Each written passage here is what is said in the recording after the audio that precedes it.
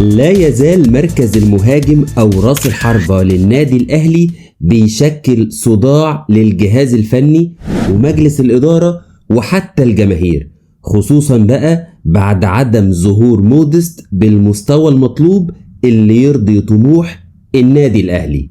علشان كده إدارة النادي الأهلي بتبحث عن مهاجم يليق بحجم ومكانة النادي الأهلي، وهنا بقى يظهر محمد كوناتي لاعب أخمات الروسي واللي على وشك التعاقد مع النادي الأهلي.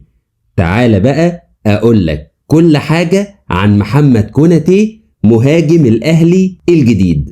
كوناتي اتولد في كوتيفوار في 12 ديسمبر 1997، يعني عنده 25 سنة، ولكنه بيلعب على المستوى الدولي لدولة بوركينا فاسو، وحصل كمان على الجنسية الروسية في 2023. كوناتي طوله 191 سنتي، وبدأ مسيرته في 2016 في نادي ساكسان الروسي، وهو حاليا بيلعب في نادي أخمات الروسي، ولعب معاهم الموسم ده 39 مباراة، سجل فيهم 16 هدف وعمل 2 أسيست، يعني ساهم في 18 جول مع نادي أخمات الروسي. طب ليه الأهلي يتعاقد مع كوناتي؟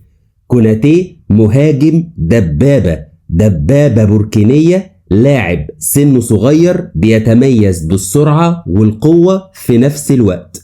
الفينش بتاعه على المرمى هايل جدا، عنده القدرة على إحراز الأهداف من نص فرصة، وبيلعب برجله الاتنين، وبيتميز بقوة التسديد، ده غير طبعا انه بيجيد ألعاب الهوا.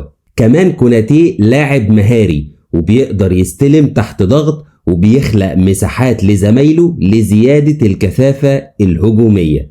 كمان بيجيد تسديد ضربات الجزاء، ودي بقى هتبقى ميزة كويسة جدا في ظل عدم تواجد علي معلول، بالإضافة إلى أنه كمان بيجيد الضغط العالي على المدافع علشان يغلطه ويحرز أهدافه، ده طبعا بالإضافة إلى أنه أفريقي واخد على أجواء أفريقيا، وهيتأقلم بسرعة مع النادي الأهلي.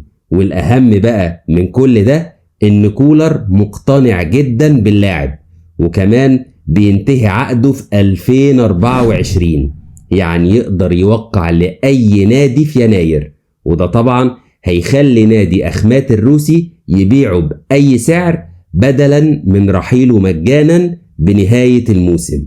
ومش بس كده يا صاحبي، ده كمان اللاعب مرحب جدا بالتعاقد مع النادي الأهلي.